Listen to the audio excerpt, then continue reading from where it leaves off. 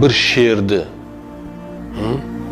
xolesterinim ko'payib ketib qoldi, diyeta qilishim kerak deganini eshitganmisiz? Yo hech bo'lmasa bir zooparkdagi o'sha sherlarga qaraydigan doktorlar falon sherni xolesterini ko'payib ketib qolibdi, sal diyeta qildiraylik buni deganini eshitganmisiz? Yo ko'rganmisiz? Bunaqa voqea bo'lishi mumkin? Mumkin emas. Nega? Chunki u sher qorni och qolsa ovqatlanadi, to qorni yana ochguncha yuraveradi. Abid qilishim kerak, kechki ovqatni yeyishim kerak, tongda uni yeyishim kerak, tushlikda buni yeyishim kerak, go'sht yemaganimga uncha bo'ldi, osh yemaganimga buncha bo'ldi deydimi? Demaydi. Uni faqat biz deymiz. O'shaning uchun bizda xolesterin ham ko'payib ketaveradi.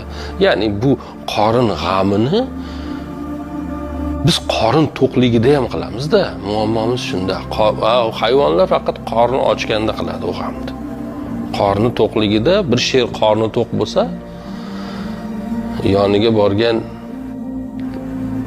jayronga ko'z olaytirmaydi. Insonda u faqat qorin to'qligida ham yeyman deydigan. Ozgina taslimiyat, ozgina xotirjam bo'lish kerak-da bu masalalarda. Chunki Alloh va'da qilyapti. Chunki payg'ambarimiz aytgandek, haqiqiy ma'noda tavakkul qila olsak, shu qush qanday ertalab och chiqib ketib, kechqurun to'q qaytayotgan bo'lsa,